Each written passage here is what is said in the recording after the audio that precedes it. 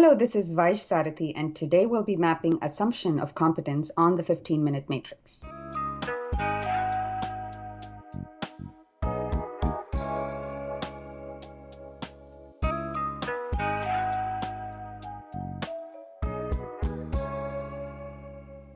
Welcome to the 15-Minute Matrix. I'm Andrea Nakayama, functional medicine nutritionist and your host.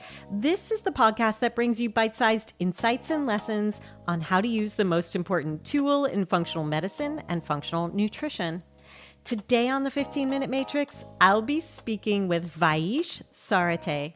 Dr. Sarathy is a functional nutrition practitioner and science educator and the founder of Project Swasthya, a functional nutrition practice for children, and Plum Pudding Chemistry, an inclusive chemistry teaching practice. She comes to functional nutrition with a mission to reframe health, cognition, and optimal function for children with disabilities. Her perspective is shaped by her non-speaking 12-year-old son with diagnoses of Down syndrome and autism, but who happens to be a smooth poet with a sharp wit. Vaish's TEDx talk, Who Decides How Smart You Are, which you'll find linked in the show notes, talks about the value of assuming intelligence.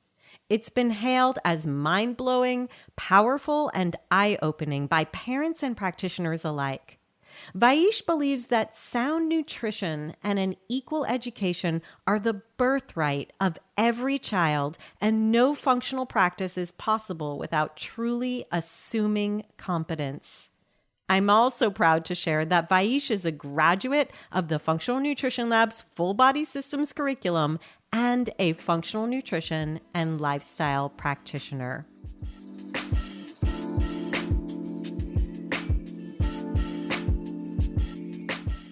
Vaish, welcome to the 15-Minute Matrix. Thank you, Andrea. I'm really excited to be here. This is such an interesting topic, and I'm wondering, Vaish, if you can first define what you mean by assumption of competence or intelligence. This is a topic that I stumbled into because of my life, but the assumption of competence is, as I define it, assuming that a person is capable of intelligence, capable of work, capable of whatever you want them to be capable of, regardless of whether there's evidence supporting it or not. This is especially true when you're dealing with children that do not have the capacity to communicate, but it can be true for anybody, especially for those of us that work as teachers and students, regardless of if the students are adults or children.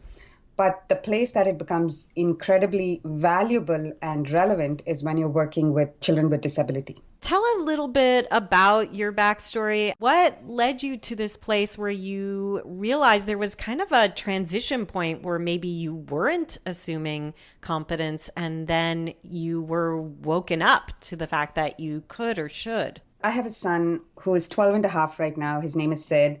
Sid has multiple disabilities. So these include Down syndrome, autism. Especially the Down syndrome part is historically associated with intellectual delay. And this had been drilled into my mind since his birth.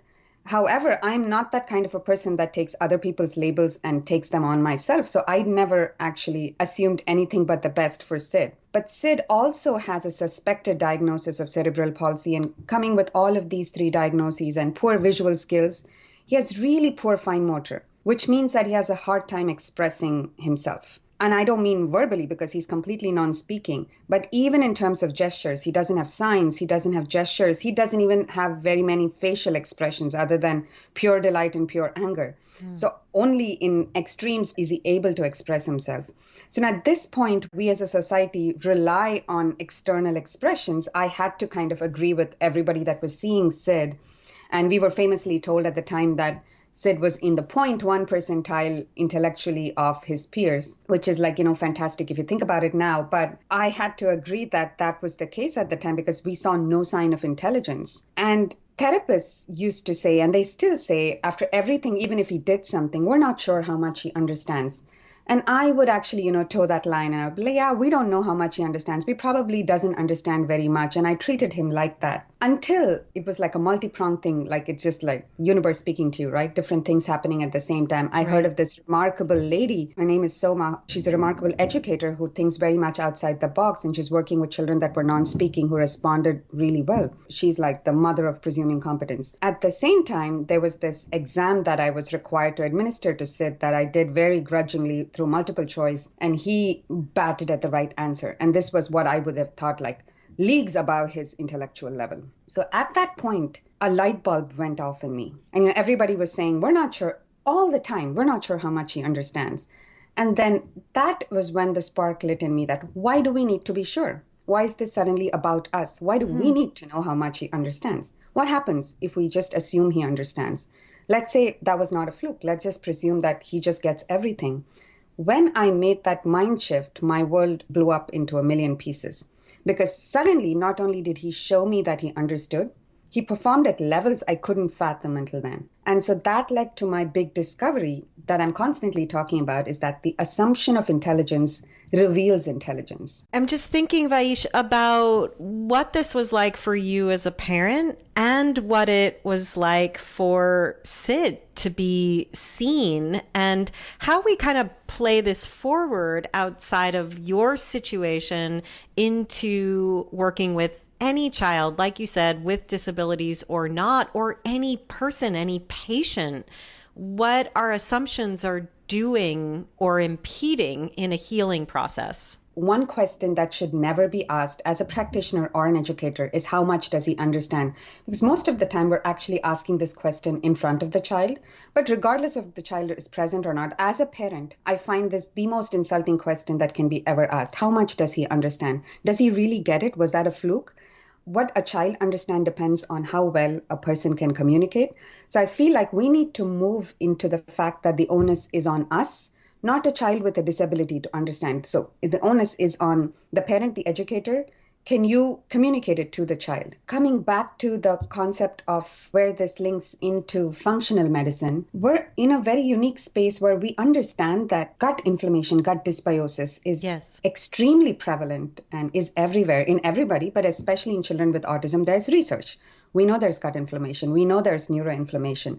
We're in a very unique situation to probably be one of the very few people that can actually make an impact in these children's life, because there's not that many modalities that work with chronic inflammation. A lot of, mainstream medicine perhaps doesn't even recognize some symptoms of autism as chronic inflammatory. So we are in a unique position to help these children from a very root cause scenario. But we are also coming to this situation with a complete lack of respect for the child. And this isn't consciously. I don't think anybody, any practitioner really doesn't respect a child. I think everybody wants to respect them. They're coming in with the right intentions. But there's so many functional medicine practitioners that I enormously respect for their work in this. People have said for children with pathological picky eating that they should just be starved. And they say this on social media. I've been following people, or that they should be given behavioral intervention through some techniques that adult autistics have now come and told us have been incredibly abusive to them. So a lot of functional medicine practitioners are actually entering this realm assuming that the child is broken. And we don't do that with anybody else. We don't do that with women that have autoimmune conditions. We don't do that with any other situation that we approach. However, I feel that we're approaching this scenario with a piece missing, and the child isn't motivated. You're just talking about fixing a child who doesn't feel respected. And I don't think healing is going to happen in that environment. Or doing an intervention to them as opposed to for or with them. So what I'm thinking about, knowing everything that you've done, Vaish, to support Sid and the community of children that you support, is that you are looking at the gut. You are looking at the inflammatory cascade. You are looking at oxidative stress and detoxification, and you're looking at the environmental inputs. And at the same time, you're saying this does matter. I think a lot of people are putting aside the difficulties of making diet and lifestyle change because they don't think it'll matter, or that the kid won't do it. And I Right. am thinking that assuming competency allows you to work with the child through the changes that will support them versus imparting it to them or on them, or just letting it go because you think they won't do it. Is that a correct assumption? Absolutely. I think, like you said, assumption of competence goes everywhere. The competence to choose the food that's good for them, the competence to stick to a diet, despite, I mean, all of these inflammatory diets are incredibly addictive. And just because you fail initially doesn't mean anything. So, assuming that this child deserves sound nutrition and optimal gut health. So, where does assuming competency sit for you on the matrix? It permeates every part of the soup section. Yes. We can be very specific about, the mind, spirit, emotions community, that part of the matrix in the soup. But honestly, we all know that stress affects every one of these areas. I don't think there is a part of the soup portion of the matrix that is not impacted by the assumption of competence. And when I talk about stress, I want to be a little bit more clear what I mean. Here's the thing. A lot of these common labels, especially autism, but also Down syndrome and sometimes cerebral palsy, impact fine motor function. This seems to be one of the areas that's most commonly impacted. And fine motor is how we express ourselves. Everything from gestures to expressions to speech. It's very important to understand that speech is a fine motor activity. It's an incredibly complex fine motor activity.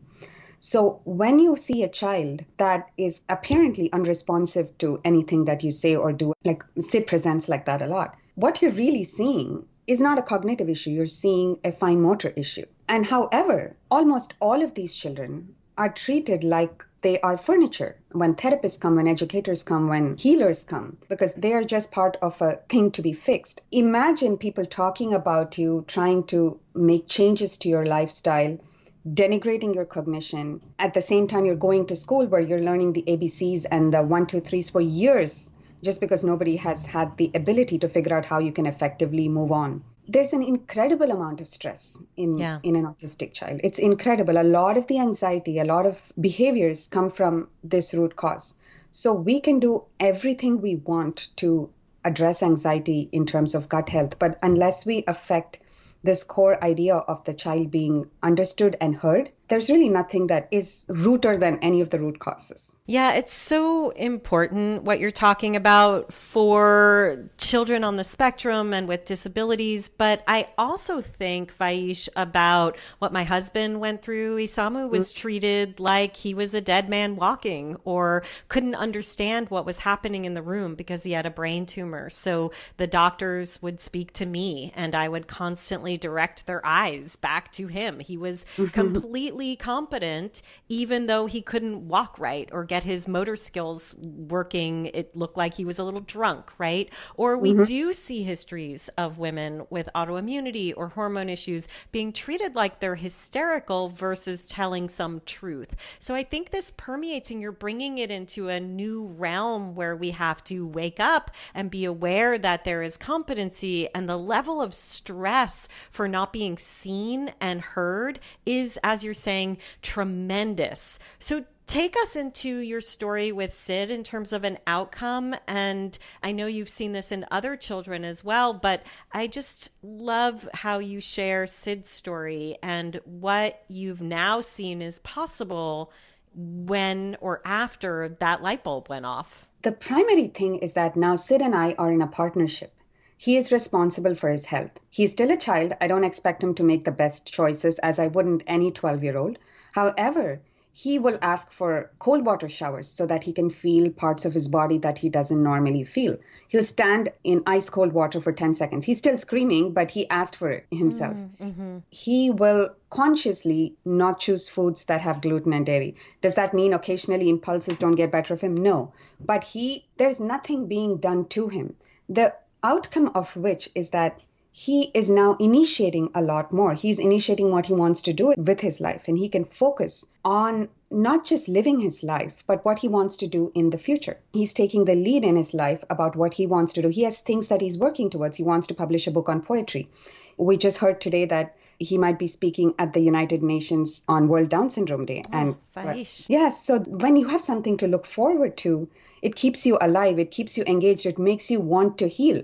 It makes you want to function as not just an equal, but the primary partner in your own health. He's living his life, that's the outcome, as opposed to me dragging him through a life that he had no interest in. Vaish, you're doing such important work, and the awareness of presuming competence is so important. Are there any other messages that you have for practitioners working with this population or with any population about this particular topic that you want to share? Yes.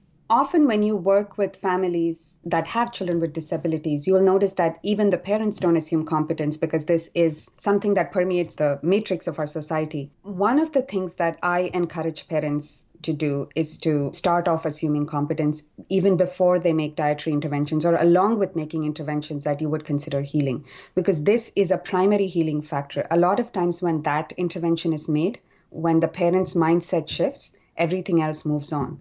And it is an incredibly hard mindset to change, but it's as important. Beautifully said, Vaish. Thank you so much for being here with me today. Thank you, Andrea. My pleasure.